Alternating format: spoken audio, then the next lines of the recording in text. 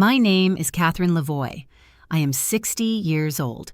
For the past 33 years, I have been the wife of Richard Lavoie, CEO of a fast-growing tech corporation. I have spent my lifetime being the steady ground beneath someone else's feet. When Richard needed to finish his MBA, I worked 2 jobs. When we had children, I abandoned my dream of becoming a teacher so he could build his career. I did not resent it. I believed that love meant sacrifice. I believed that being the foundation was enough. Until the day I realized I had become invisible. It began with a simple idea, surprising Richard with lunch. I woke up early, cooked his favorite rosemary chicken, and packed it in the small stainless steel bento box he loved.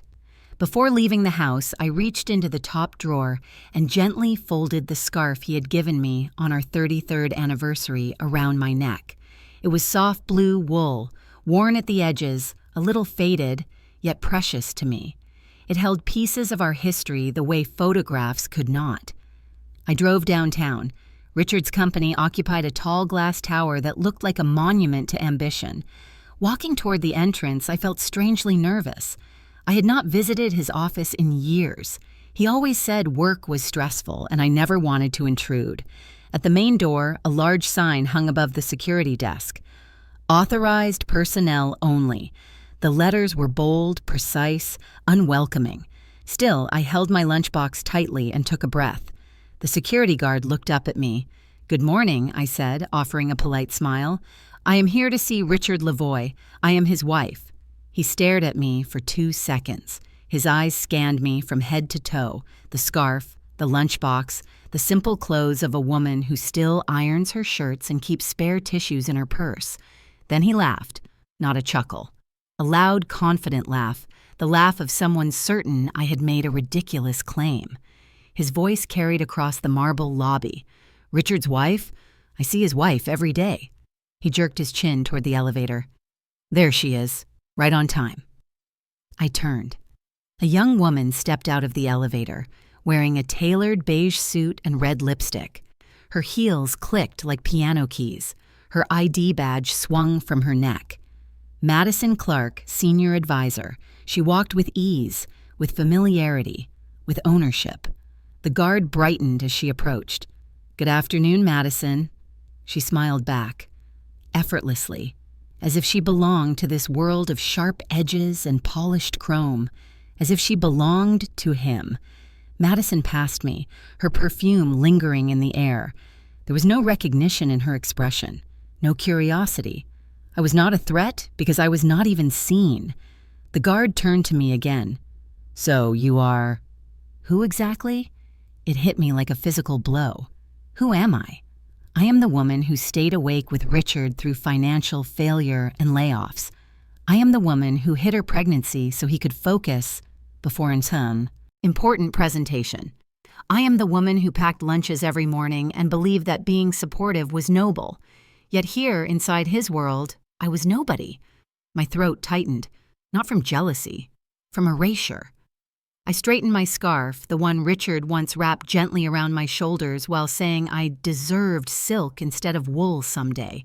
My voice was steady, quiet but steady.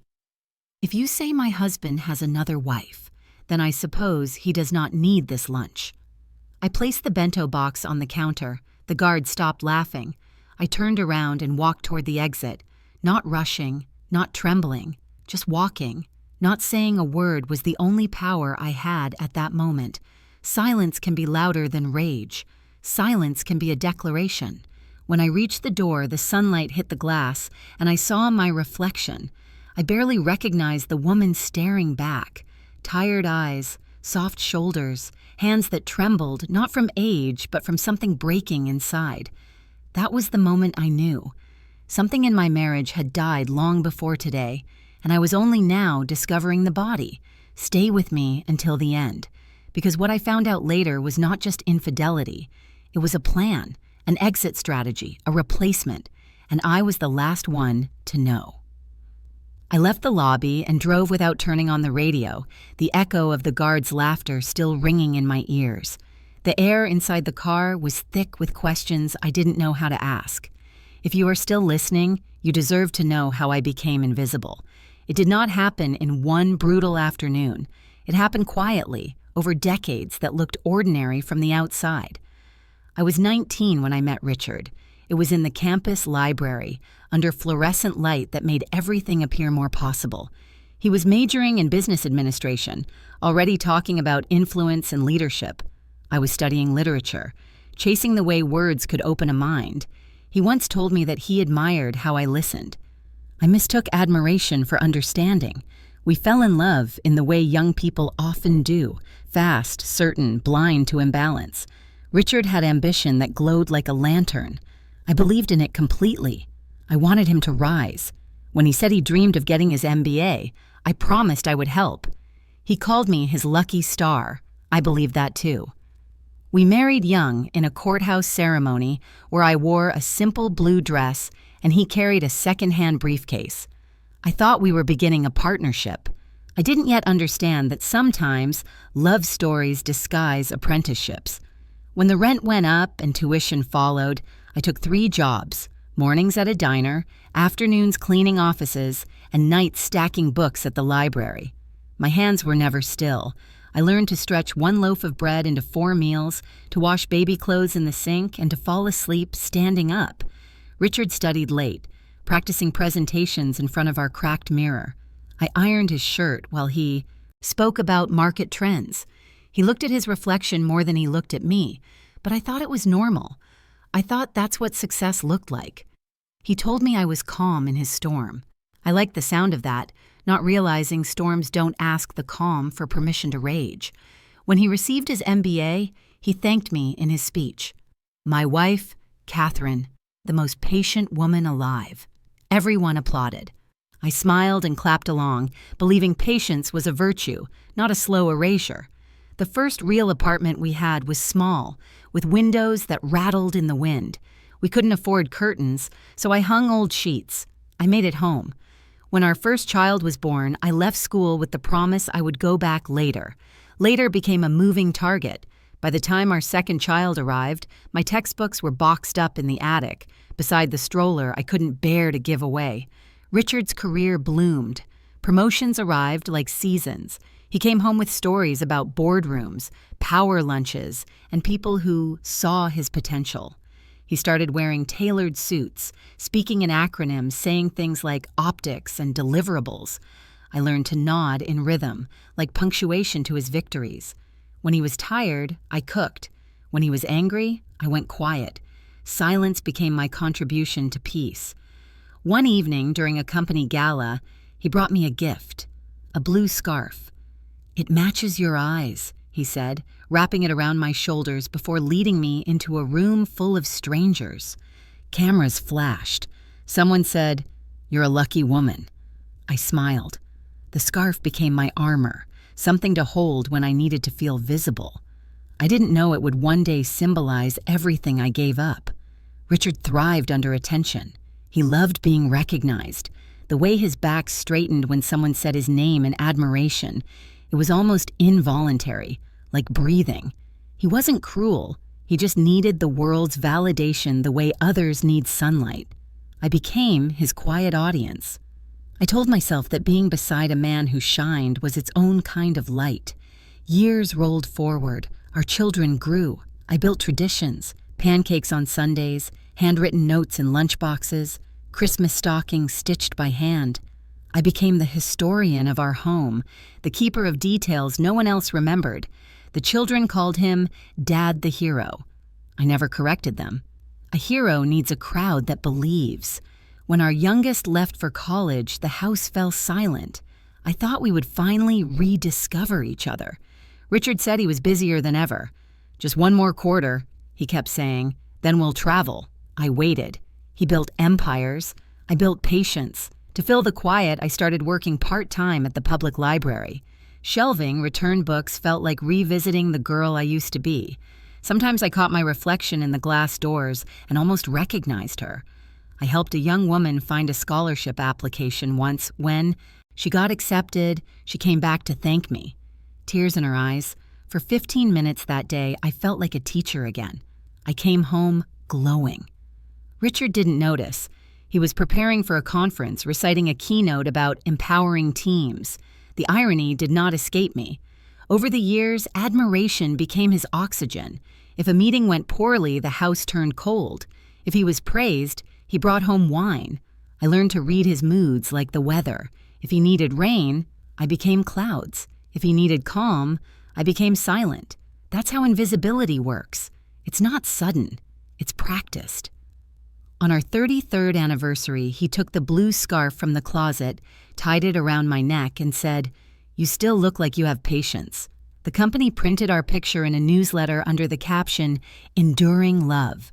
I clipped it out and placed it inside my recipe book, between pages stained with old sauce. I thought we had survived everything that could break us. But love can fade without cruelty. All it needs is neglect. He started staying late. "Strategy dinners," he said. I pressed his shirts, set the table, and waited. The first time I found a receipt from an expensive restaurant, I ignored the 2 entrees. The second time, I noticed the perfume on his collar. It wasn't mine. Still, I said nothing. I thought silence would keep us intact. What I didn't see then was that my silence gave him permission to rewrite our story without me. Every "it's fine" became an eraser stroke. Every quiet dinner alone was another inch erased. When I drove to his office that afternoon for lunch, I wasn't looking to confirm betrayal. I was looking to remember the man I helped build. I walked carrying our history in a small bento box and a worn blue scarf. I thought they might remind him of who we once were. Instead, they showed me who I had become. Invisibility isn't an accident. It's the result of too much grace in a world that rewards noise. I spent decades keeping the peace, smoothing rough edges, believing that love required endurance, but endurance without reciprocity is not love. It's disappearance. When I left that building, the scarf felt heavier than ever. It was no longer a symbol of warmth. It was a ledger of sacrifice. Yet, as I folded it beside me on the passenger seat, I realized something. The woman who had tied that scarf that morning, the one who thought she was delivering kindness, was still alive. She just needed to open her eyes. I whispered her name. Katherine. The sound felt strange, unfamiliar, like saying a prayer I had forgotten. For the first time in years, I wasn't thinking about Richard. I was thinking about myself. And that small shift, quiet as a breath, was the beginning of my return. After that afternoon at the office, I tried to convince myself it was a misunderstanding. Maybe the guard didn't know what he was saying. Maybe Madison was simply an assistant who happened to share. Too many lunches, but denial is a fragile shelter. It keeps you dry only until the first crack lets in the rain. Richard began leaving home earlier. "Big quarter," he said each morning, tying his tie with the precision of a man rehearsing control. He stopped drinking the coffee I made because the office has better beans. He stopped kissing my forehead before leaving, saying he didn't want to smear his cologne. At first, I told myself marriage changes shape. Love matures, routines fade. But the silence that grew between us wasn't mature. It was absent, disguised as civility. He started coming home later, too. I would hear the garage door creak open at midnight. He moved quietly, but not to avoid waking me. It was the quiet of someone who no longer cared if you slept or not. One night, I heard him whispering in the kitchen. The tone was gentle, intimate. I waited for him to come upstairs, pretending to sleep when he finally did. He lay down, turned his back to me, and the faint scent of a woman's perfume slipped under the blanket. The next morning, I woke up before him. His phone was on the nightstand, the screen lighting up with a new message. My hands hesitated, then reached. The message was short. "I booked the table already, same place as last time." No name, just the words, cold and familiar. I didn't scroll further. I didn't take a photo. I just looked at it long enough for the letters to carve themselves into my memory. Then I placed the phone back exactly as it was. I sat at the edge of the bed and watched the sunlight crawl across the carpet. My body felt heavy, but my mind was strangely clear. I didn't confront him. I made breakfast like always. Eggs over easy, toast, a slice of orange.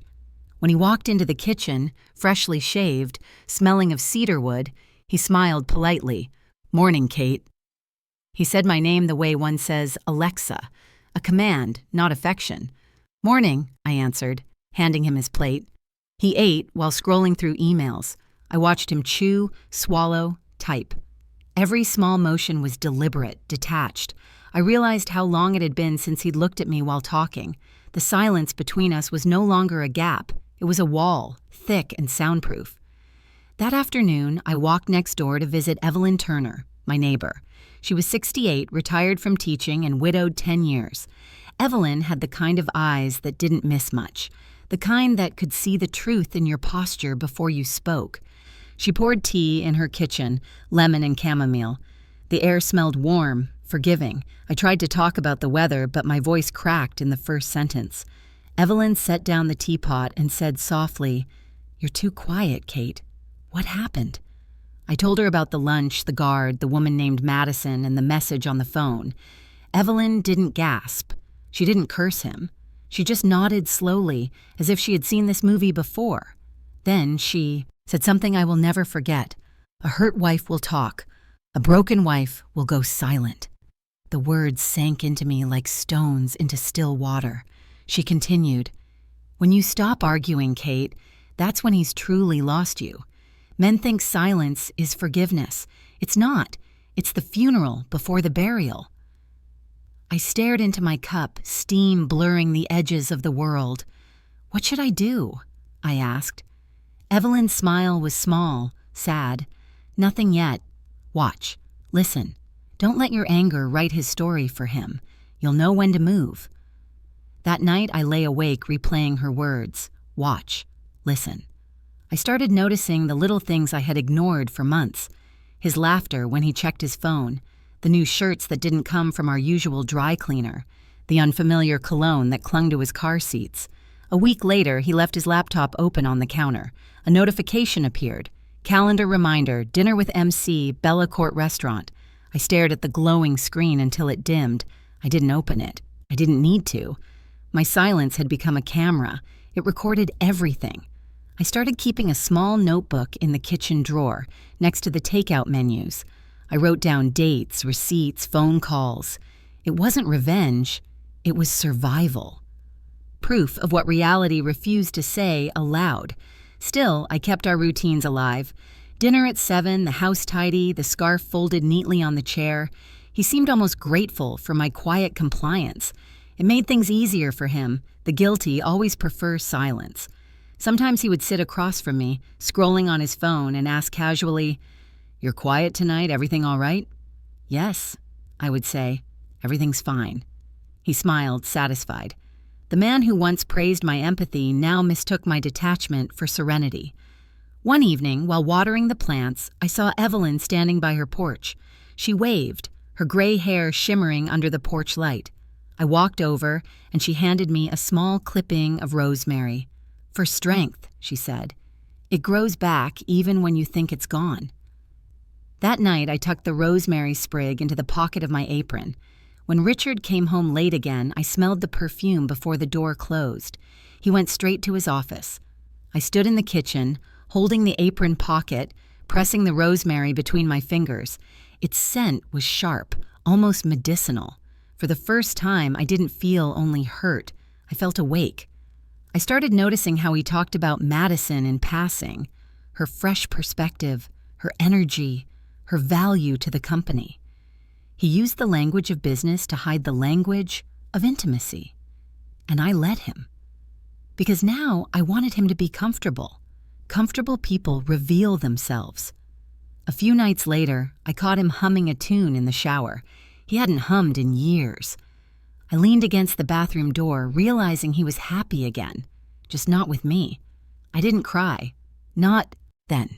Tears are confessions, and I was done confessing to a man who no longer listened. I returned to my notebook. Under the latest entry, dinner with MC, I wrote a single sentence beneath it. He believes my silence means I don't know. He's wrong. The next morning, Evelyn stopped by with a plate of scones. She looked at me, eyes narrowed with intuition. "You've decided something," she said. "Not yet," I answered. But soon. She nodded. When you finally stop trying to prove your worth, Kate, the world will shake a little. Because women like you, when they wake up, don't burn things down. They rebuild them correctly. Later that night, Richard kissed my cheek before leaving for another business dinner. I smiled and said, "Drive safe." My voice was calm, almost kind. He mistook it for trust. The moment the door closed, I walked to the window, pulled back the curtain, and watched his car disappear down the street. For the first time in years, I didn't feel like a spectator in my own life. I didn't know exactly what I would do yet, but I knew this. I would never again live quietly inside someone else's story. The following week, I drove back to Richard's company. I told myself it was to deliver documents he had forgotten, though there were no documents in the car. The truth was simpler and heavier. I needed to see, not imagine. Denial is a kind of blindness, and I had lived with it long enough. The afternoon was bright, the sky painfully clear. I parked across the street from the building, the same glass tower that had humiliated me once before. From this distance, I could see my reflection in the windshield. Older, yes, but no longer the woman who trembled. I had begun to watch the world without flinching. People streamed in and out of the revolving doors, business suits and lanyards, confidence and caffeine. I waited, pretending to scroll through my phone. When Richard finally appeared, I almost didn't recognize him. His shoulders were straighter, his smile wider. He looked 10 years younger than the man who shared my kitchen. He walked as if the world belonged to him again. Madison followed him out of the building. Her hand brushed his arm, light and practiced. They didn't glance around. They didn't need to. Whatever they had was no longer secret. He opened the car door for her, the small gesture he hadn't done for me in years, and she laughed at something he said. I could see her teeth flash white in the sunlight. They stood close, heads bent together, speaking with the intimacy of routine. I watched Richard place his hand on the small of her back, guiding her into his car. It was a touch both protective and possessive, a habit, not an impulse. That was what hurt most, the casualness, the familiarity of betrayal. I didn't cry. My body had learned to conserve tears, to store them like a resource I might one day need. Instead, I reached into my purse, pulled out my phone, and lifted it slowly, deliberately. My fingers did not shake. I took a single photo, Richard and Madison standing side by side, unaware of the woman sitting across the street. The click of the camera was quiet, but it felt like thunder in my chest. For a moment, I considered confronting them, walking across that street, standing in front of the car, saying his name. But then Evelyn's voice returned to me. A broken wife will go silent. Silence wasn't weakness. It was power waiting to be used. I watched them drive away. The red taillights glowed briefly before vanishing into traffic. When I got home, I printed the photo and slipped it inside my notebook, between the pages of receipts and notes. The image stared back at me, his hand on her back, his head tilted toward her laughter. Proof, not speculation. I sat at the kitchen table, tracing the outline of his face with my fingertip. The man I had supported, forgiven, believed in. The man I once thought incapable of cruelty. The photo didn't show cruelty. It showed something colder, indifference. Later that evening, he called to say he would be late. The board dinner ran long, he said. His voice was cheerful. He asked if I needed him to pick up anything on the way home. I said no. I thanked him. I even wished him luck with his presentation tomorrow. He didn't realize that my politeness had become armor. After the call, I stepped onto the porch. The neighborhood was quiet, the air cool. Evelyn's house glowed faintly across the street. I thought of walking over, telling her everything, but I stayed where I was. Some truths once spoken lose their edge. I wanted this one sharp. The following day, I returned to the same spot, parking farther away. I didn't expect anything new, yet part of me needed to confirm it wasn't a one-time betrayal. At 5:45, they emerged again, him adjusting his tie, her holding a file against her chest. They laughed. He opened the passenger door. I took another picture. The pattern was now undeniable. When he came home that night, I greeted him at the door, just as I always had. "Long day," I asked. Exhausting, he said, setting his briefcase down. You wouldn't believe how much pressure there is on me right now. I can imagine, I replied, pouring him a glass of water. He drank half of it, then kissed my forehead absent-mindedly. The gesture felt rehearsed, like a scene from a play that had lost its meaning. He didn't notice that I no longer looked at him the same way. After he went to bed, I retrieved the second photo from my phone and printed it. Side by side, the two images told a story he didn't know I was writing. I placed them in the notebook under the heading, Visibility Restored. That night, I slept lightly. My mind didn't replay the betrayal, it calculated the pattern. I began thinking not as a wounded wife, but as an observer collecting data. Love can cloud judgment, but clarity is a skill. I was learning it late, but I was learning. The next morning, I stood at the mirror, fixing my hair. For the first time in years, I tied the blue scarf differently, tighter, firmer, like a promise. Richard passed by and said it looked nice. I smiled. It does, I answered. The look in his eyes told me he didn't recognize the tone. When he left for work, I lingered at the window. The car pulled away, turning toward the same direction I had seen him drive with Madison. My pulse didn't race this time. It slowed, measured, steady. I wasn't following him anymore. I was watching him write his own downfall. Invisibility had turned into sight. I saw everything now. The patterns, the lies, the small rehearsals of deceit. Each image, each note in my book was a step toward something inevitable. I didn't yet know what I would do with the truth, but I knew this. It was mine, not his. And power, once reclaimed, never goes back quietly. I did not confront Richard. Confrontation is loud, emotional, and easy to dismiss. Silence, however, has gravity. Silence changes the air in a house. It makes the guilty nervous without a single accusation spoken. So I stayed silent. I cooked dinner. I folded laundry. I watered my plants. And in the background of that ordinary life, I began gathering the truth. Not the emotional kind. Emotions can be twisted. I needed the kind of truth that could stand in a courtroom, the kind of truth that could not be rewritten. I started with the simplest place, the trash. On Tuesday mornings, Richard's shredded receipts and credit card statements would be in the blue recycle bin. He shredded the originals, believing that tiny strips of paper equaled privacy, but he never shredded the envelope they came in. The envelope carried the last 4 digits of the account and the financial institution. That was enough to request digital copies as an authorized spouse. He'd forgotten that my name was still on the account, not because he cared, but because he never imagined I would use it. At the kitchen table, I logged in. There it was, line after line of charges from the same upscale restaurant, Bella Court. Some nights were listed as business meals, others were charged at 11 o'clock at night. One receipt included 2 glasses of vintage wine priced higher than our monthly electric bill. In the expense report description, a name finally appeared. M. Clark, Client Relations Meeting. Client Relations. Interesting phrase. I printed every statement. Each page slid into a clear sleeve in my notebook. The notebook had once held recipes. Now it held a different kind of sustenance. Proof. There were hotel charges, too. Not local, but in cities where Richard claimed to be traveling for leadership retreats. I checked the dates. I checked the restaurant receipts. They matched. You would think my hands shook. They did not. My heart had stopped trembling weeks ago. My silence had trained it. One night, Richard showered after returning home late. His phone buzzed on the bathroom counter. I didn't touch it. I simply tilted my head and memorized the notification that flashed across the locked screen. M. I confirmed our reservation. Same booth. She didn't need to sign her full name anymore. The initial was enough.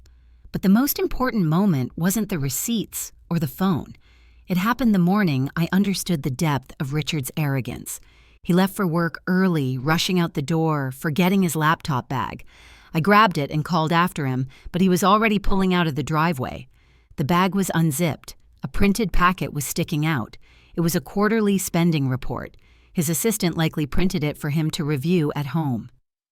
My eyes skimmed the first page. Executive expense allocations. Department CEO.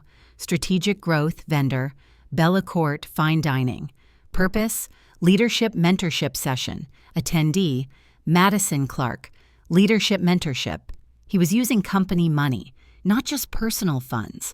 Company funds, board-governed funds, and her name wasn't hidden. It was printed, approved, entered into their internal accounting system. The arrogance was unbelievable. He wasn't hiding her. He was funding her. That was the moment power shifted, not from him to me, but from illusion to clarity. Richard wasn't just cheating on me. He was committing corporate misconduct. Executives don't get fired for affairs. They get fired for misuse of company resources, for breach of fiduciary duty. I slipped the document into my notebook. That afternoon, I drove to the public library where I worked part-time. I took a seat in the far corner, surrounded by the comfort of quiet. I opened the laptop and began researching corporate governance laws. I read case studies, executives removed for inappropriate relationships with subordinates, companies sued because of undisclosed ethics violations. I highlighted phrases: conflict of interest, improper allocation of funds, breach of fiduciary responsibility. These were not emotional accusations. They were legal language, cold, sharp, powerful. At home, Richard kissed my cheek as usual. He smelled like expensive cigars. I asked how work was. He smiled, confident. Productive. You know how it is. I do, I said. My voice was calm. That calmness unsettled him more than anger ever could. The next morning, I found Evelyn pruning her rose bushes. She didn't turn when she heard me walk up. "You've been quiet," she said. "I have been watching." "And?"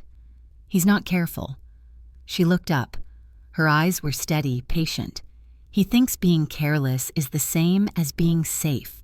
Men who thrive on admiration lose their sense of danger. They stop looking over their shoulder." I nodded. She trimmed another branch. "What are you going to do?" "I'm collecting proof." She smiled, soft, approving. "One day, Katherine, you will realize that the person with the most power is never the one who shouts." Later that week, I requested the full year's worth of statements from the credit card company. They emailed the documents within 2 hours. I created 2 folders on my laptop: personal, corporate. Under personal, I saved every dinner, every hotel, every car rental. Under corporate, I saved every expense report in which Madison's name appeared. By the end of the night, the folders were full. I printed everything. The stack of paper was thick, yet surprisingly light in my hands. Quiet victories often weigh less than loud ones. That night at dinner, Richard talked about quarterly projections, new investors, an upcoming board evaluation. He was animated. He always came alive when talking about power. I nodded in the right places. I served dessert. I did not mention the receipts or the expense reports or the folder on my desk labeled evidence. When he finished eating, he reached for my hand across the table. It was reflexive, mechanical. "You're unusually calm these days," he said. "I am," I answered. "Everything all right?" "Yes." He smiled, relieved. Silence had reassured him. Silence let him believe he still had control. After he went to bed, I opened the notebook again. I placed the printed expense report next to the photo from the parking garage. Love had once lived in these pages, now the truth did. I took a pen and wrote a single sentence beneath the company expense sheet. "Affairs ruin marriages. Financial misconduct ruins careers." I closed the notebook and slid it into the drawer. Not hidden, not flaunted, present. I climbed into bed beside him. Richard breathed peacefully, unaware that the empire he built on secrecy now had cracks. Cracks wide enough for light to enter. I stared at the ceiling and realized something extraordinary. The quieter I became, the more power I held. I was no longer invisible. I was inevitable. When you live beside deceit long enough, you start hearing its rhythm. The late-night calls, the soft laughter through closed doors, the credit card bills arriving later than usual. I knew Richard's pattern better than my own heartbeat. But knowing is one thing. Acting is another. Evelyn once told me, "Truth without a plan is just noise." So I decided to make a plan. I didn't want revenge. I wanted clarity. I wanted to know how far he had gone. and how to walk away without losing the roof over my head. I called the number printed on the back of the business card pinned to the community board at the library. It read, Oliver Hart, attorney at law, discretion, integrity, strategy. He answered his own phone, his voice calm, deliberate. Hart speaking. My name is Katherine Lavoie, I said. I need advice. Quietly. He paused, long enough to make me feel both nervous and seen. Quiet is my language, he replied. Come by tomorrow morning. His office was downtown on the second floor of a converted brick building that once housed a bank. The sign on the door was modest. Inside, the air smelled faintly of paper and cedar. No secretary, no noise, just order. Oliver Hart was in his late 50s, tall with silver at his temples and eyes that missed nothing. He didn't shake my hand immediately. He waited for me to decide whether I wanted to sit.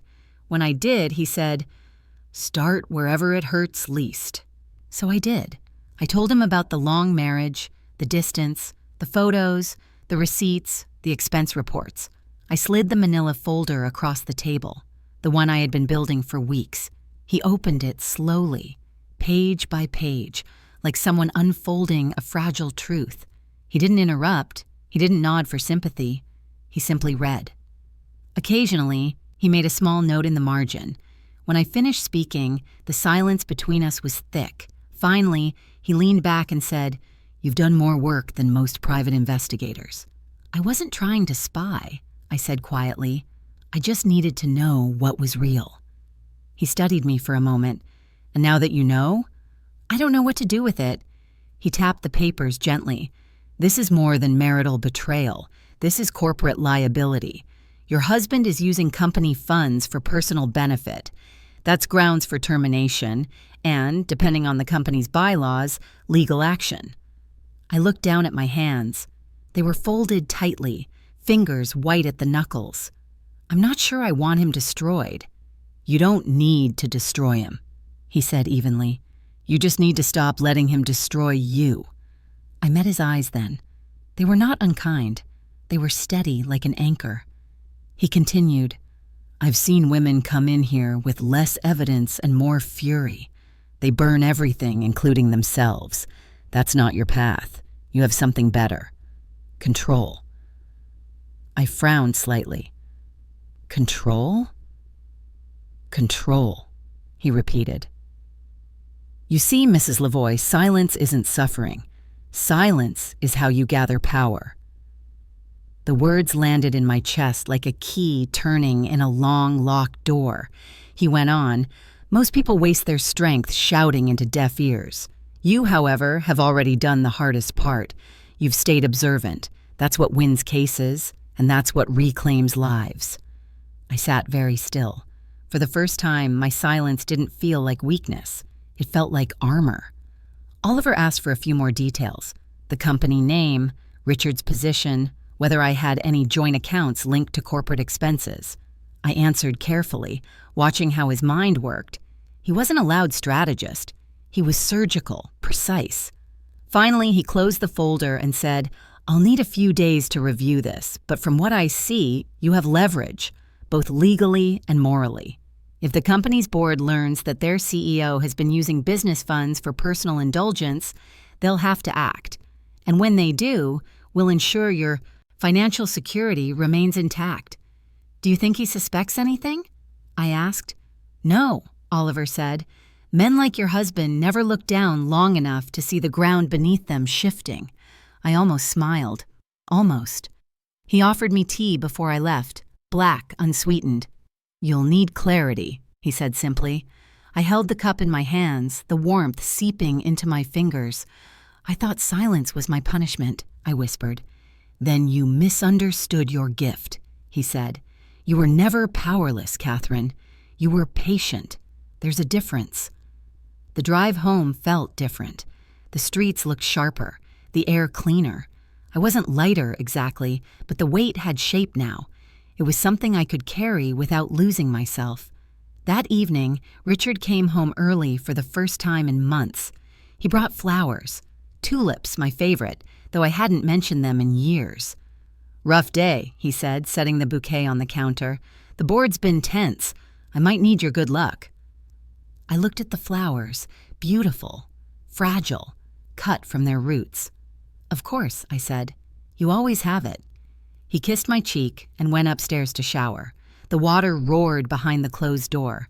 I stood there staring at the vase, at the petals already beginning to droop. In the quiet, I replayed Oliver's words. Silence isn't suffering. Silence is how you gather power. I opened my notebook on the kitchen table. Beside the receipts and photos, I added a new section. I titled it Strategy. Underneath, I wrote 3 bullet points. Confirm corporate policy violations. Secure personal assets.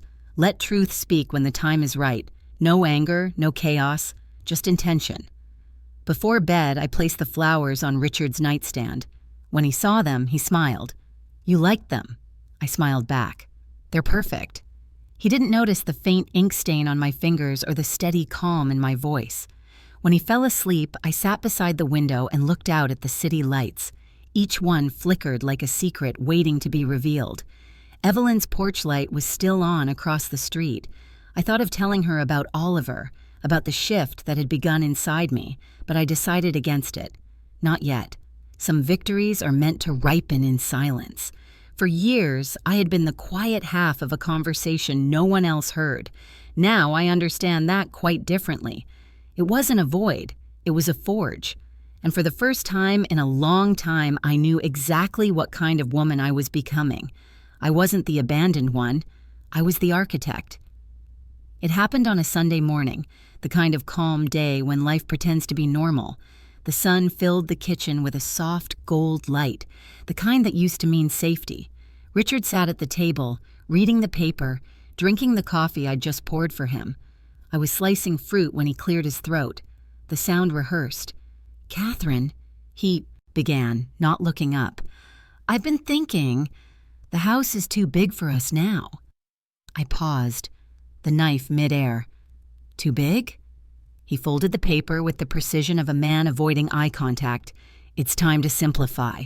Sell the place. Move somewhere smaller, something easier to manage."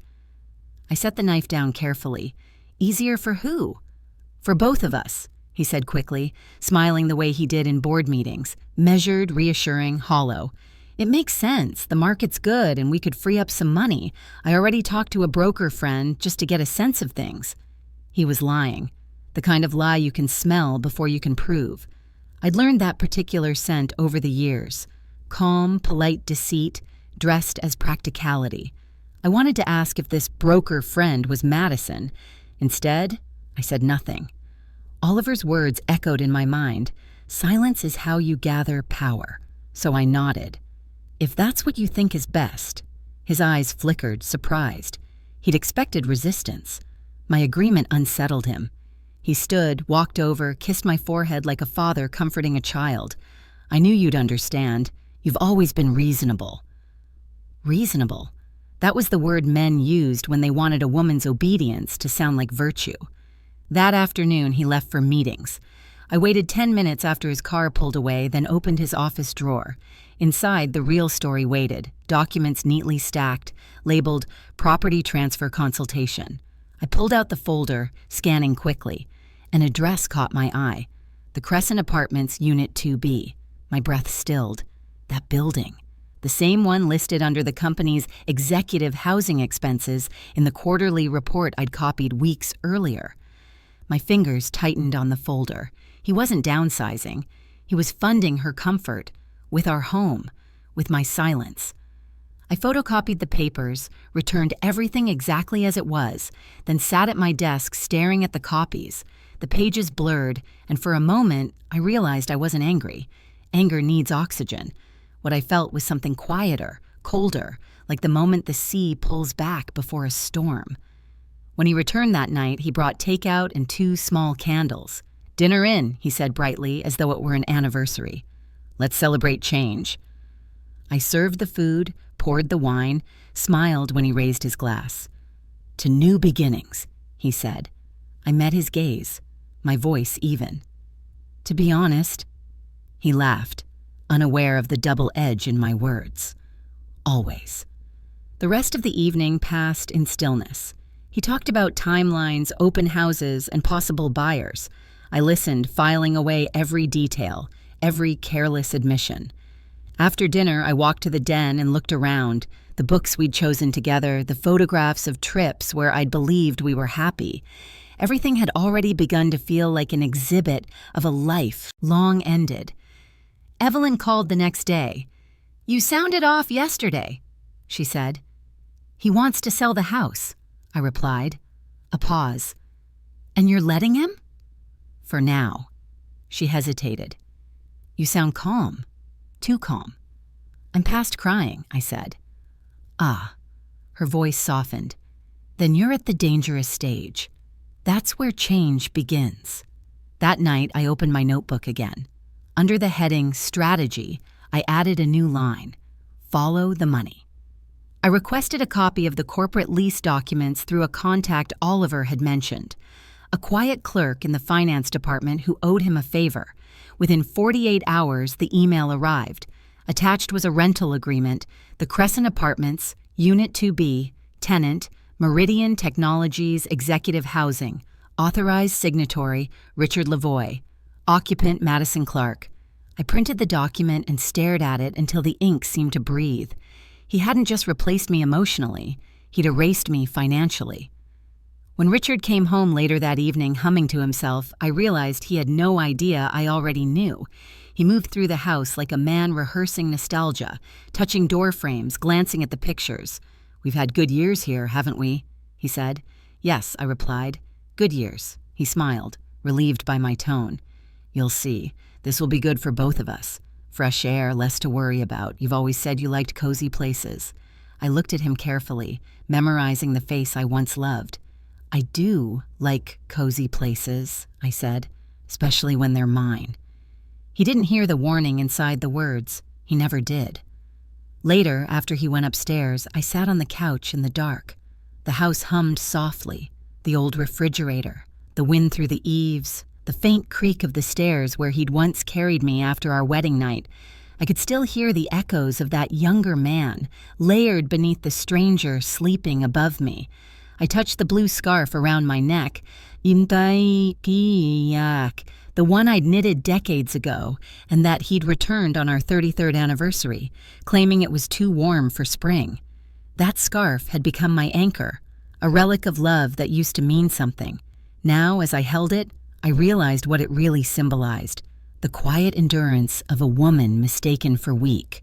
I didn't cry, not even then. My body had forgotten how. The tears would have been a release, and I didn't want release. I wanted clarity. By morning, my decision was complete. When he came downstairs, dressed for work, I handed him a cup of coffee. "You'll be late," I said, smiling. He kissed my cheek, murmured, "Don't wait up." The door closed behind him. I sat in the silence he left behind, the kind of silence that no longer hurts, only transforms. Richard thought I would fade quietly with the sale of our house, but he had mistaken stillness for surrender. What he didn't understand was this: something in me had died the moment he tried to sell the only home I had ever built, and from that death, something stronger had begun to rise. The morning I left, the world looked ordinary. The same pale light slid across the kitchen tiles, the same faint hum of the refrigerator, the same scent of roasted coffee drifting through the air. But everything inside me had shifted. I had spent weeks rehearsing silence. Now I used it as a shield. I didn't write a note. I didn't make a scene. I didn't owe him an explanation. Some departures are not meant to be witnessed. I folded the blue scarf, the one I'd once knitted for him, and left it neatly draped over the back of his favorite chair. It wasn't a message. It was a mirror. Let him look at it and decide what it meant. I packed slowly, methodically. One suitcase, a few clothes, my wedding ring, still cold from years of wearing, went into the pocket of my coat, not out of sentimentality, but as proof to myself that I had survived wearing it.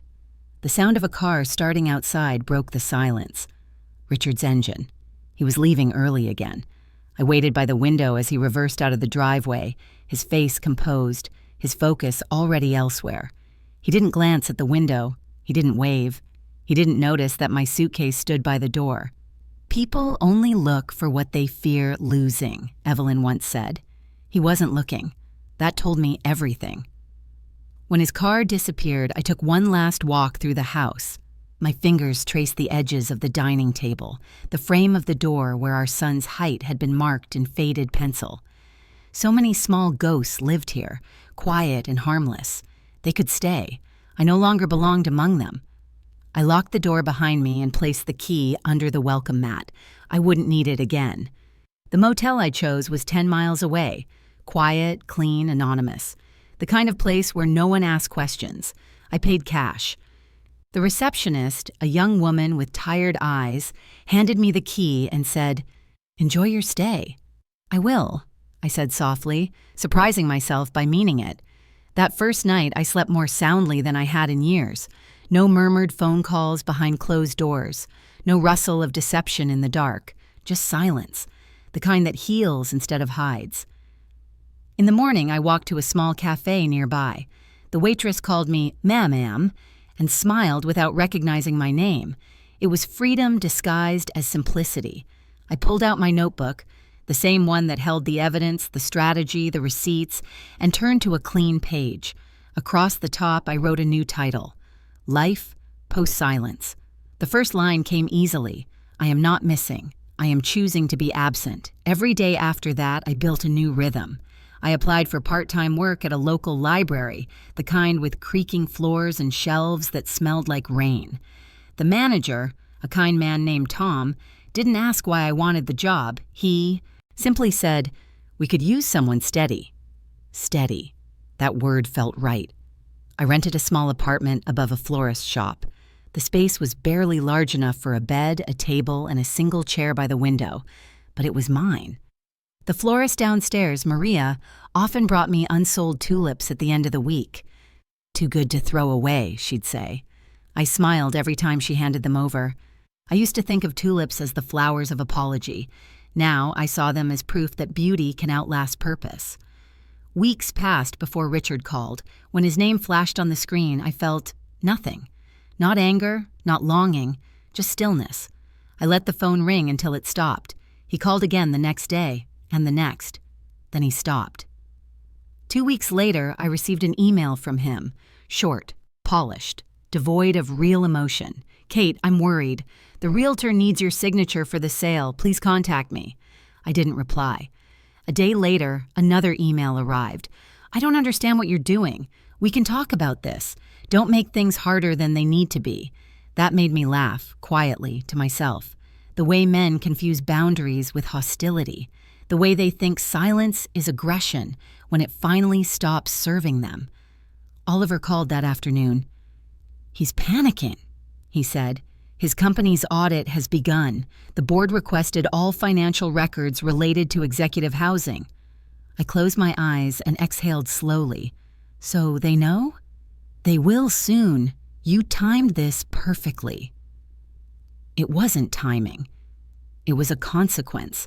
That evening, I took a walk by the lake near my new apartment. The air was cool, the water still. I watched a group of children feeding ducks, their laughter drifting across the surface. I tried to remember the last time I'd laughed like that. I couldn't, but for the first time, I wanted to. Later, as I sat by the window, I replayed the words Evelyn had once said. "A woman who is truly done doesn't announce it. She just goes." I smiled. I had gone. Meanwhile, Richard must have been searching for me, or rather, searching for control. He called Evelyn once, asking if she'd heard from me. She told me later, with a hint of pride, that she'd answered, "People only look for what they fear losing. Seems you were never afraid of that, Richard." Then she hung up. After that, he stopped calling. Silence stretched between us like a clean line drawn through years of noise. One evening, I found myself knitting again. Not out of habit, but because my hands wanted to make something whole. I didn't choose blue this time. I chose deep crimson, the color of life returning. By the time winter came, I had built a quiet world, work at the library, tea at the cafe, tulips from Maria, small talks with Evelyn on the phone. No drama, no apologies, just breathing. Sometimes I caught myself wondering if Richard ever drove past the old house, if he noticed the scarf still hanging over that chair. Maybe he thought it was an oversight. Maybe he thought it was forgiveness. But I didn't leave it for him. I left it for myself. Proof that once I'd given everything, and that now I'd learned to give it back to myself. I wasn't missing. I hadn't disappeared. I had simply removed myself from a story that no longer deserved my name. And for the first time in decades, the silence didn't frighten me. It sounded like freedom. Oliver read every document without blinking, like a surgeon examining an X-ray. When he reached the page showing the corporate housing lease, Madison's name typed neatly under authorized occupant, he stopped tapping his pen. "This," he said, "is not just infidelity. This is financial misconduct." I already knew that, but hearing it spoken aloud made the room colder. We met in his office again early in the morning. The sun had not fully risen, and the world outside still felt asleep. It was the perfect hour for decisions that change lives. He slid the papers into a crisp, organized stack. "You have enough evidence to file for divorce right now. You'd walk away with half of everything." I folded my hands in my lap. "I don't want half of everything." He looked up, surprised. "No? No," I said calmly. "I don't want to fight him over the house or the furniture or the savings." "What do you want then?" "I want him to feel what he tried to make me feel. Powerless, expendable, replaceable." Oliver leaned back in his chair, studying me. "You don't want justice for the marriage. You want accountability for the choices." "Yes." "And you don't want revenge." "No," I answered. "Revenge is loud. I want consequence. The consequence is quiet." A slow, knowing smile touched the corner of his mouth. "That," he said, "I can work with." From that moment, everything became strategic. Oliver drafted a formal request to Meridian Technologies' board of directors invoking a shareholder clause that allowed immediate investigation into executive misuse of company funds. Since I still held minor shares, Richard once said it was cute for me to feel included, I had legal standing. The letter was precise, sharp, no mention of adultery, no emotional storytelling, just numbers, receipts, signatures. Oliver slid the envelope toward me. "Do you want to be the one who mails it?" I pressed the seal with my thumb. "Yes." Because this time I wasn't reacting to Richard's decisions. I was making mine. The next week was silent, not tense, not fearful, just the quiet of a storm gathering behind a horizon. One afternoon, my phone buzzed, a text from Richard. "We need to talk." I didn't reply. 2 hours later, another message. "I know you left. This is dramatic and unnecessary. The realtor needs your signature." I turned my phone face down. Oliver's voice echoed in my mind. "Silence isn't suffering. Silence is how you gather power." On the third day, Meridian's board received the packet. On the fourth day, they called an emergency executive session. On the fifth day, Richard finally realized something was wrong, not because he cared that I was gone, but because someone questioned his authority. He called, he texted, he emailed. Each message is more frantic than the last. "Katherine, I need you to call me. Now, the board is reviewing something. Did you send anything?" "I don't understand what you're doing." Then finally, "How dare you?" That one made me laugh. How dare I stop accepting his rules? How dare I walk out quietly instead of breaking down? How dare I choose myself? Silence was no longer just restraint. Silence was power. When Oliver called to update me, he didn't sound triumphant. He sounded steady. "The board has opened a formal investigation. They've already frozen discretionary spending." My breath caught. "So this is really happening?" "Oh, it's happening," he replied. "And Katherine, prepare yourself. When power slips, arrogance panics." 2 days later, Richard showed up at my new apartment. The doorbell rang with a sharp, urgent buzz. I opened the door only halfway. He looked exhausted. Anger and disbelief were fighting for space on his face. "Where have you been?" he demanded. "Living," I said softly. He pushed a hand through his hair. "Why are you doing this? Whatever you think you found..." I didn't find anything, I cut in. You left it everywhere. He stared at me as if hearing a foreign language. I continued, calm and steady. You used corporate funds to support a personal relationship with an employee. The board deserves to know. This is about the house, isn't it? You're upset. No, I said. You tried to erase me quietly. I'm simply returning the courtesy. He stepped closer, voice rising. Do you have any idea what you've done to my career? Yes. And you don't care? I met his eyes, clear, steady, unbroken. You didn't care when you stopped being my husband. Why should I care about you being CEO? He faltered. For the first time, he was silent. Then, his voice low. You're destroying me. I'm not destroying anything, I said. I'm refusing to hold together what you broke. He stared at me. Not with love, not with anger, with realization. He finally understood that I wasn't coming back. You never raised your voice, he whispered, and you never listened to my silence. He left without another word. Weeks passed. The investigation widened. The board discovered improper expense reports, unauthorized spending, emails confirming personal use of corporate housing. Madison was quietly transferred to another branch. Richard was placed on probation. One evening, Oliver called. It's done. He's been asked to step down, retirement. Package instead of termination.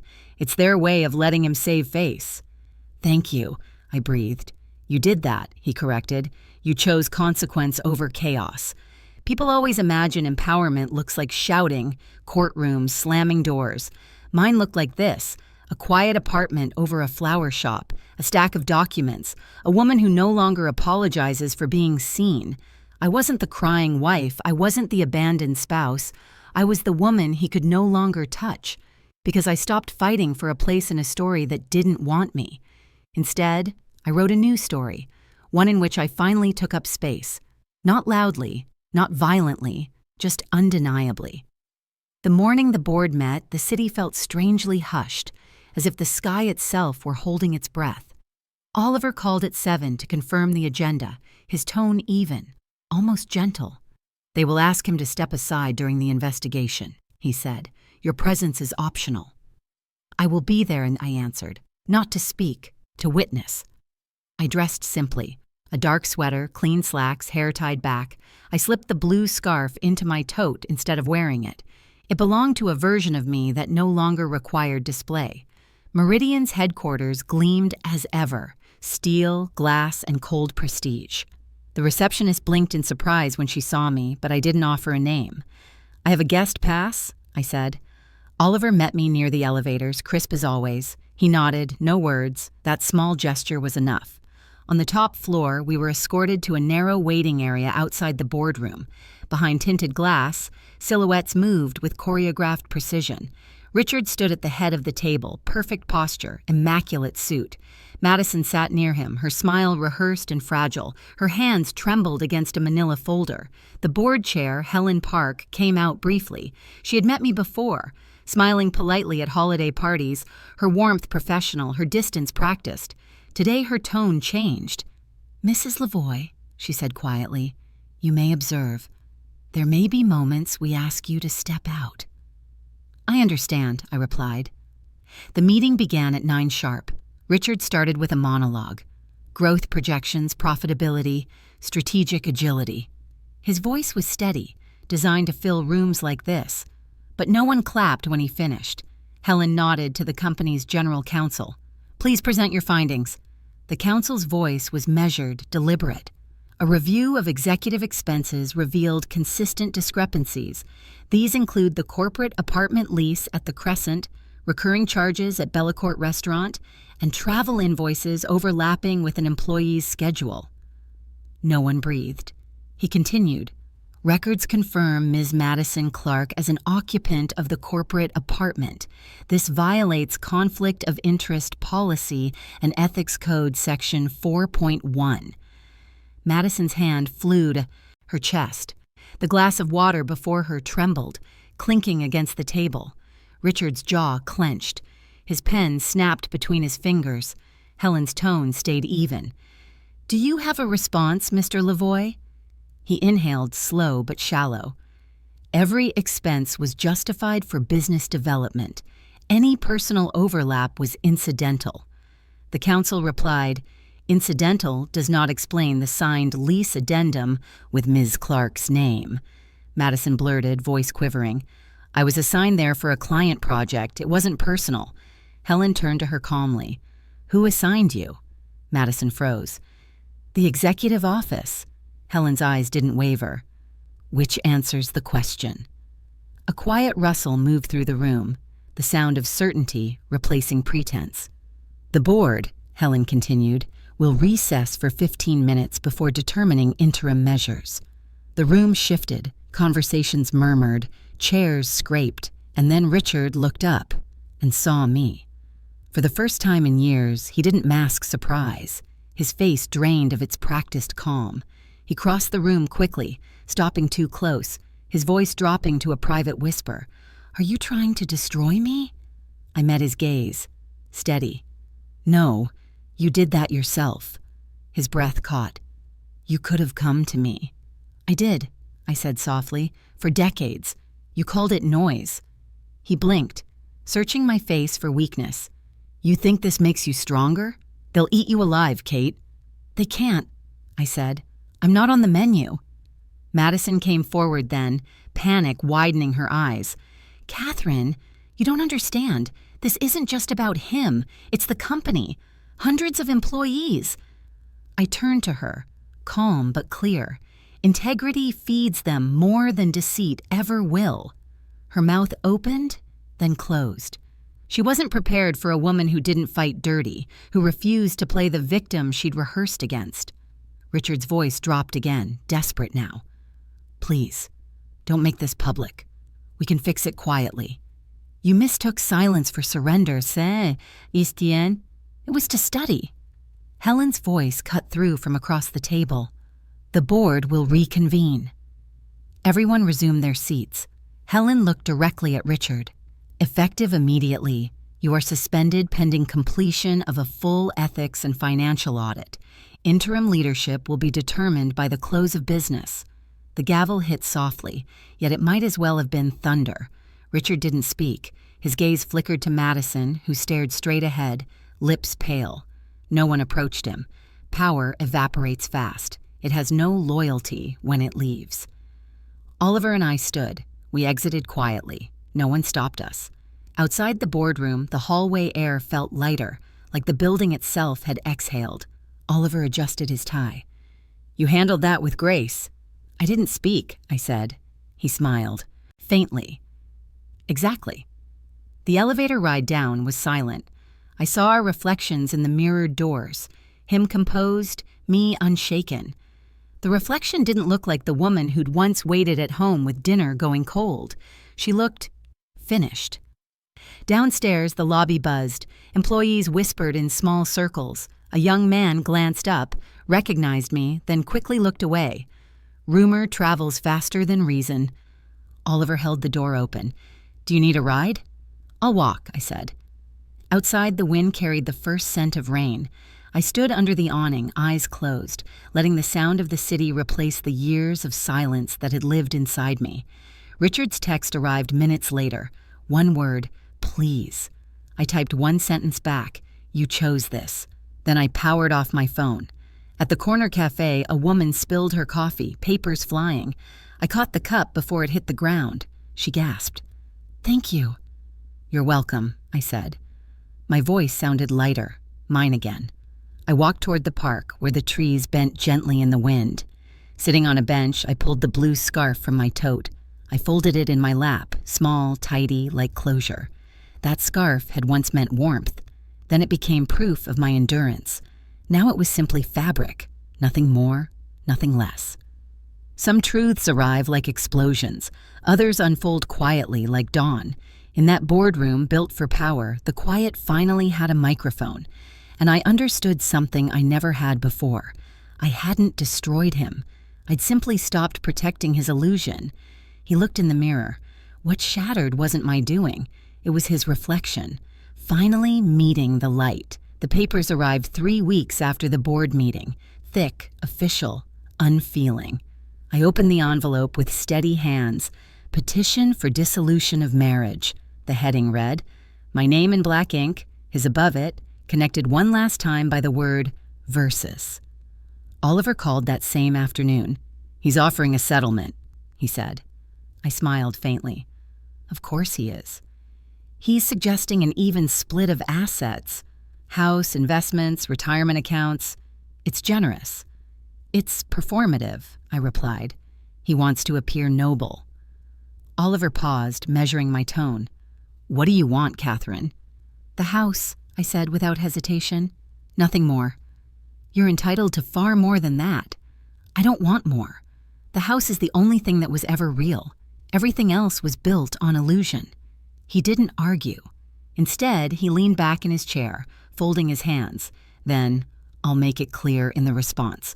Full ownership of the residence, sole title transfer, no spousal support, no claims on his accounts. Are you sure? I'm sure, I said. Freedom costs less when you stop bargaining. A week later, Richard requested a meeting. We met in Oliver's office, a neutral ground where walls carried no memories. He entered first, impeccably dressed as always, the performance of composure. His lawyer followed, younger, trying too hard to look unshaken. Richard didn't look at me at first. He glanced at the documents on the table, adjusted his cufflinks, and cleared his throat.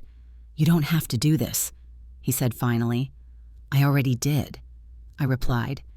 He sighed as if he were the one being wronged. We could find another way. There is no other way, I said. There's only forward. He stared at the agreement in front of him, reading the simple terms. The house in my name, no additional claims, immediate dissolution. You could take half of everything, he said. Why settle for less? Because I don't want what's yours, I said evenly. I just want what's mine. His eyes narrowed. The house was bought with my salary. With our life, I corrected quietly. I cleaned every floor, paid every bill when you couldn't, held it together when you wouldn't. It was never just a structure. It was my stability when your ambition wasn't. He looked away, jaw tight. Oliver slid the pen across the table. All you need to do is sign. Richard hesitated, then signed his name with a flourish, as though control could be reclaimed through a signature. When it was my turn, I wrote my name slowly, each letter deliberate. It was the first time in years I'd signed something that felt like a promise. To myself. When we finished, his lawyer began packing the papers. Richard remained seated. You think this makes you free? He asked, his voice low, almost pitying. I know it does, I said. You built a world where everything depended on being admired. I'm building one that doesn't depend on you at all. He flinched, but I didn't look away. Oliver stood, extending his hand toward me. It's done, he said gently. Richard left first. No handshake, no apology. Just the hollow sound of expensive shoes fading down the hallway. When the door closed, Oliver exhaled. You handled that with remarkable restraint. I spent decades practicing, I said. He smiled faintly. What will you do now? I looked out the window. The city skyline shimmered under a late afternoon haze. Live in my own house, I said. That's enough. The day the title transfer arrived, I sat on the porch steps of my old new home. The air smelled of rain and cut grass. The house stood quiet but steady, like it had been waiting for this moment too. Evelyn came over carrying 2 cups of tea. You did it, she said, handing me one. I did, I replied, tracing the rim of the cup. She studied me for a moment. Most women would have taken him for everything. I didn't need everything, I said. I just needed peace. She smiled, nodding. Peace is harder to keep than money. I know, I said softly. But I've learned how. The house felt different now. Not haunted, not heavy. The walls no longer whispered of betrayal. They just breathed. I walked through each room that evening, touching the doorknobs, the window frames, the photographs I'd chosen to keep. In the living room, the blue scarf rested on the chair, right where I'd left it. For a long moment, I stared at it. Then, without ceremony, I folded it neatly and placed it in a drawer. It no longer needed to speak for me. Before bed, I opened my notebook one last time, Under strategy, I added a final line. Freedom is not taken, it's reclaimed. I closed the book and set it aside. The next morning, sunlight spilled through the windows, warm and quiet. I brewed coffee, opened the back door, and stepped barefoot into the garden. Birds darted across the fence. The air was soft with the scent of lilacs. For the first time in my life, no one was waiting for me to serve, to soothe, to explain. The house stood still, mine in every way that mattered, and I realized this was not an ending. It was the first morning of my own story. The first morning I woke up as the sole owner of my home. The house felt lighter, as if the walls had finally exhaled.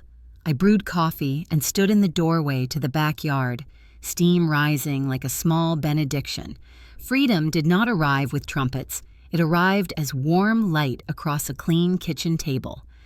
I decided that morning to do something I had always postponed. I would teach people how to bake, not the glossy kind of baking full of trends and spectacle, but the kind that steadies a life. Bread with a patient crumb, pies that teach you to breathe while the crust rests, cinnamon rolls that forgive your hands on hard days. The idea came together the way good dough does, slowly and with attention. I cleared the sunroom off the kitchen, rolled the old butcher block table to the center, and set 6 mismatched stools around it. On the chalkboard that used to hold grocery lists, I wrote a title in plain letters: Baking for Steady Hands. Maria from the flower shop downstairs brought buckets of eucalyptus and small jars of daisies for the windowsill. People relax when rooms smell like growing things, she said, arranging the stems. Evelyn arrived with a box of aprons she had stitched herself, each with a pocket. Every woman needs somewhere to keep what matters, she told me, eyes bright. I opened the top kitchen drawer to put the extra aprons away. The blue scarf waited there, folded from the night I reclaimed the house. I lifted it to the light. For years it had tried to be a story I could wear. It had been proof of endurance, then proof of hurt. Now it was simply knit and memory. I refolded it carefully and placed it at the back of the drawer. I did not need to keep close the things that taught me to ache. The first evening class was filled by word of mouth. A young nurse named Lila signed up, palms tight with stress from double shifts. A quiet grandfather, Mr. Ruiz wanted, to learn how to make sweet bread for his grandchildren on Sundays. A high school teacher, Denise, said she had forgotten what patience felt like. 2 teenage sisters came together, their laughter a kind of yeast. A man in a worn blazer, Malcolm, arrived apologizing for his hands, which shook a little when he was nervous. I told him bread forgives. We started with a bowl in silence, not the empty kind, the good kind. I taught them to measure with respect and to salt with intention. We stirred until the dough gathered itself, then tipped it onto the board. I showed how to push with the heel of the hand, turn, fold, and breathe. Kneading is a rhythm that steadies a body. It taught me that long before I understood why I needed steadying. As we worked, the room found its voice. Lila talked about being patient with strangers, but not with herself. Mr. Ruiz told us his wife had passed 2 winters ago, and he still set the table for 2. The sisters shared a glance that said they were braver together than apart. Denise said she could grade 100 papers but could not seem to forgive one mistake she made years ago. Malcolm kept kneading and said nothing at all, which was exactly right for him. The dough rose while we washed bowls and sipped tea. We stood around the window watching the rain begin. Rain on a roof you own is a different sound. It is not a worry, it is proof. When the dough was ready, we shaped it. I placed their hands around the edges and asked them to lift like they were protecting something alive. As the loaves baked, the house filled with a scent that felt like the opposite of leaving. We stood quietly while the heat did its work. I remembered Oliver's sentence, the one that had changed how I moved through days. Silence is how you gather power. Tonight, the silence gathered warmth. When we finally sliced into the bread, steam rose like a small prayer. Everyone closed their eyes on the first bite. We ate with butter and honey and a kind of reverence that people usually save for churches. I told them bread is not an achievement. It is a practice. They nodded as if I had handed them a permission slip to be human. After class, Malcolm lingered. He looked at the drawer where I had put the aprons away. "Do you keep your important things there?" he asked, half smiling. "I keep my important things where they cannot instruct my pain," I said. He nodded. "Good, because some objects try to be authors."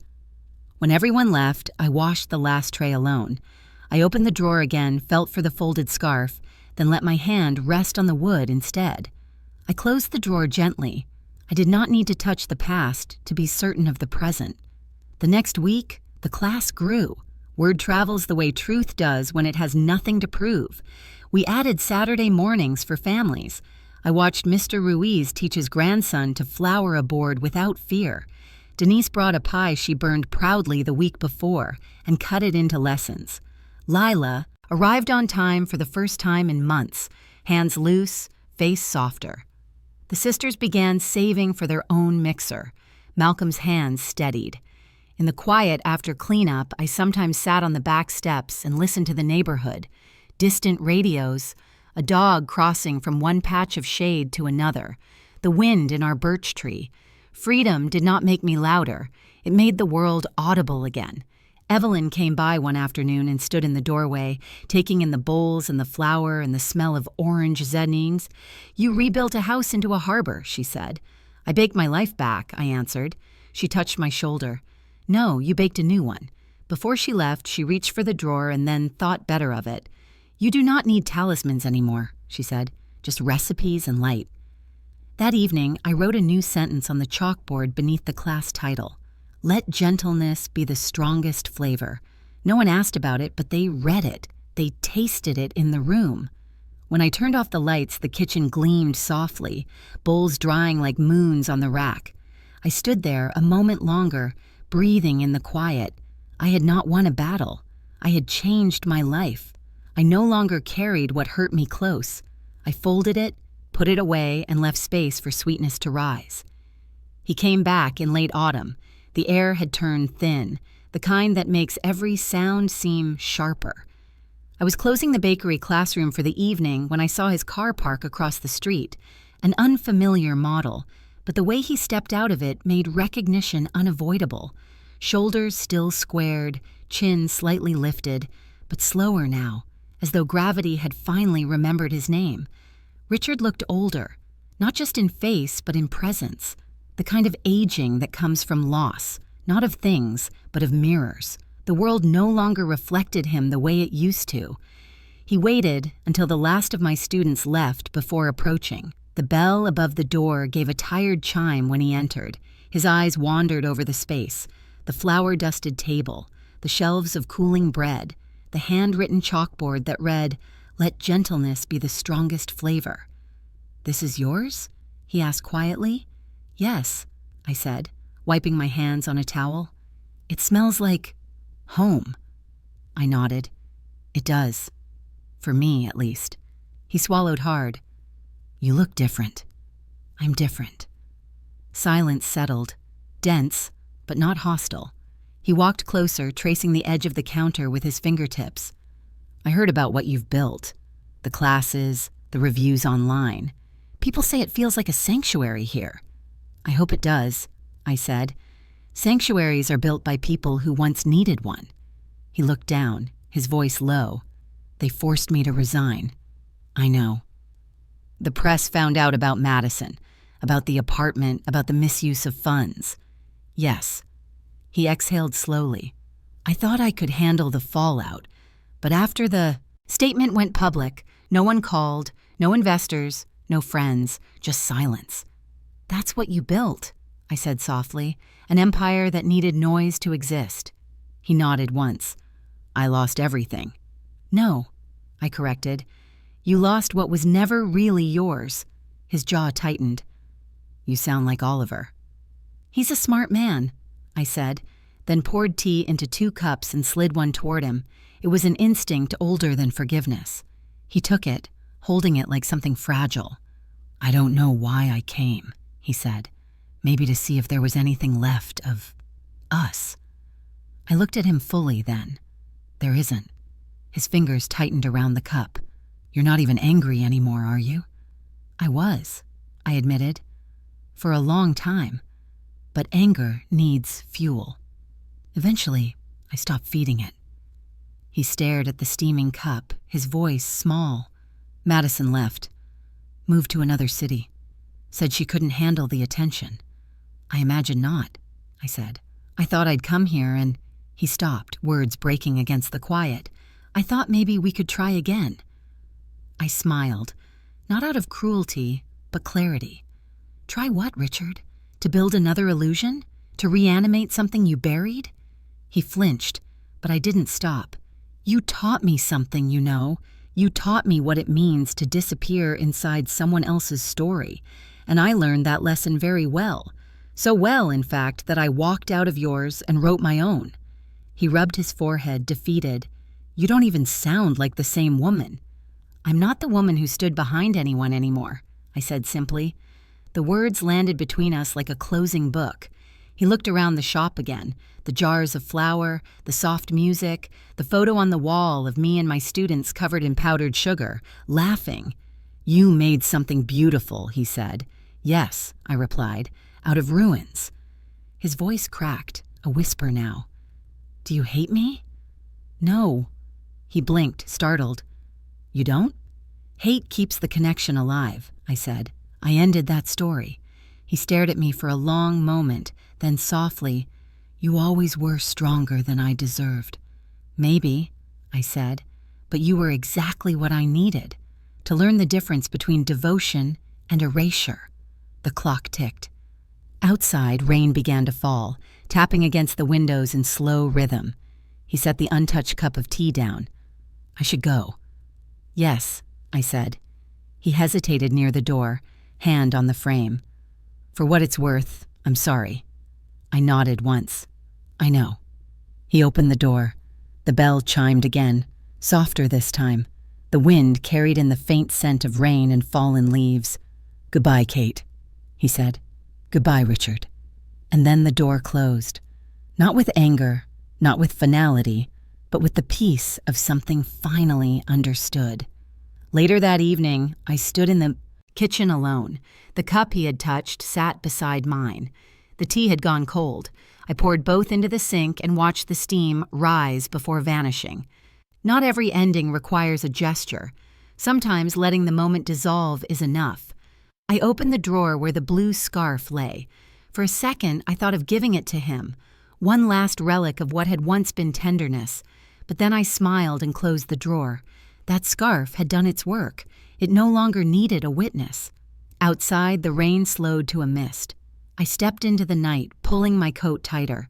The bakery lights glowed behind me, warm against the dark.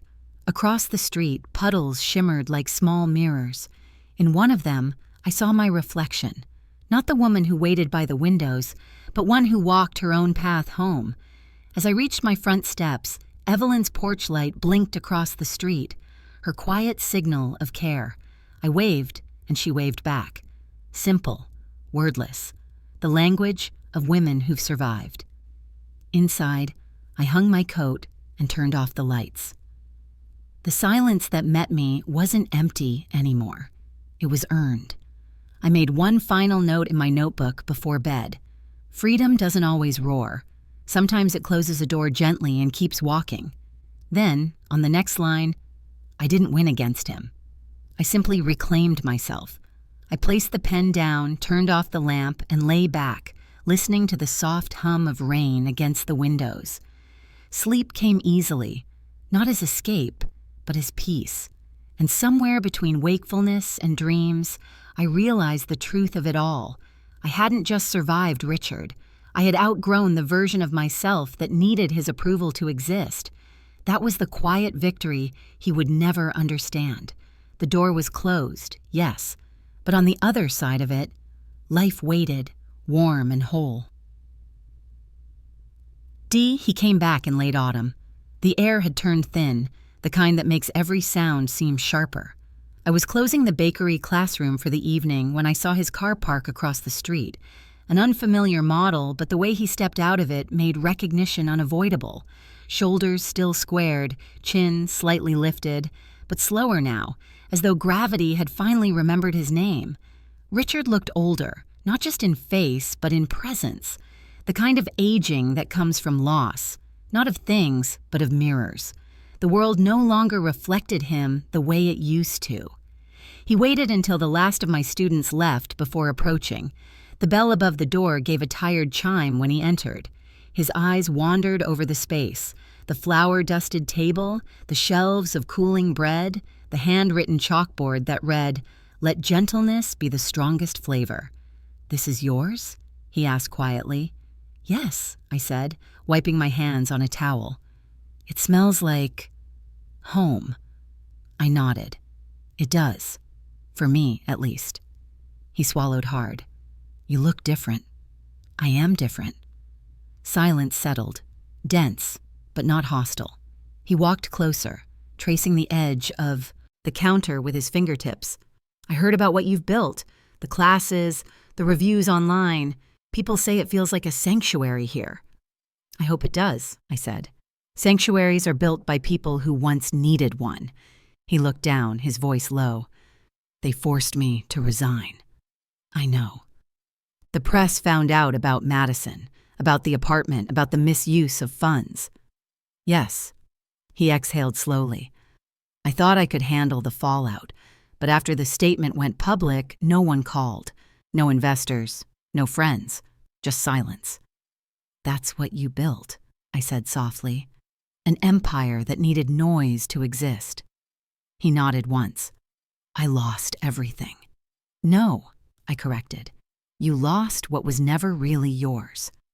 His jaw tightened. "You sound like Oliver." "He's a smart man," I said, then poured tea into 2 cups and slid one toward him. It was an instinct older than forgiveness. He took it, holding it like something fragile. "I don't know why I came," he said. "Maybe to see if there was anything left of us." I looked at him fully, then. "There isn't." His fingers tightened around the cup. "You're not even angry anymore, are you?" "I was," I admitted, "for a long time. But anger needs fuel. Eventually, I stopped feeding it." He stared at the steaming cup, his voice small. "Madison left, moved to another city, said she couldn't handle the attention." "I imagine not," I said. "I thought I'd come here and—" He stopped, words breaking against the quiet. "I thought maybe we could try again." I smiled, not out of cruelty, but clarity. "Try what, Richard? To build another illusion? To reanimate something you buried?" He flinched, but I didn't stop. "You taught me something, you know. You taught me what it means to disappear inside someone else's story. And I learned that lesson very well. So well, in fact, that I walked out of yours and wrote my own." He rubbed his forehead, defeated. "You don't even sound like the same woman." "I'm not the woman who stood behind anyone anymore," I said simply. The words landed between us like a closing book. He looked around the shop again, the jars of flour, the soft music, the photo on the wall of me and my students covered in powdered sugar, laughing. "You made something beautiful," he said. "Yes," I replied. "Out of ruins." His voice cracked, a whisper now. "Do you hate me?" "No." He blinked, startled. "You don't?" "Hate keeps the connection alive," I said. "I ended that story." He stared at me for a long moment, then softly, "You always were stronger than I deserved." "Maybe," I said, "but you were exactly what I needed, to learn the difference between devotion and erasure." The clock ticked. Outside, rain began to fall, tapping against the windows in slow rhythm. He set the untouched cup of tea down. "I should go." "Yes," I said. He hesitated near the door, hand on the frame. "For what it's worth, I'm sorry." I nodded once. "I know." He opened the door. The bell chimed again, softer this time. The wind carried in the faint scent of rain and fallen leaves. "Goodbye, Kate," he said. "Goodbye, Richard." And then the door closed, not with anger, not with finality, but with the peace of something finally understood. Later that evening, I stood in the kitchen alone. The cup he had touched sat beside mine. The tea had gone cold. I poured both into the sink and watched the steam rise before vanishing. Not every ending requires a gesture. Sometimes letting the moment dissolve is enough. I opened the drawer where the blue scarf lay. For a second, I thought of giving it to him. one last relic of what had once been tenderness. But then I smiled and closed the drawer. That scarf had done its work. It no longer needed a witness. Outside, the rain slowed to a mist. I stepped into the night, pulling my coat tighter. The bakery lights glowed behind me, warm against the dark. Across the street, puddles shimmered like small mirrors. In one of them, I saw my reflection, not the woman who waited by the windows, but one who walked her own path home. As I reached my front steps, Evelyn's porch light blinked across the street, her quiet signal of care. I waved and she waved back, simple, wordless, the language of women who've survived. Inside, I hung my coat and turned off the lights.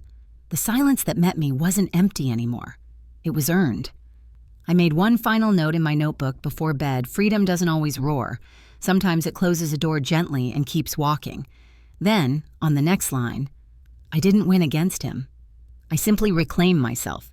I placed the pen down, turned off the lamp, and lay back, listening to the soft hum of rain against the windows. Sleep came easily, not as escape, but as peace.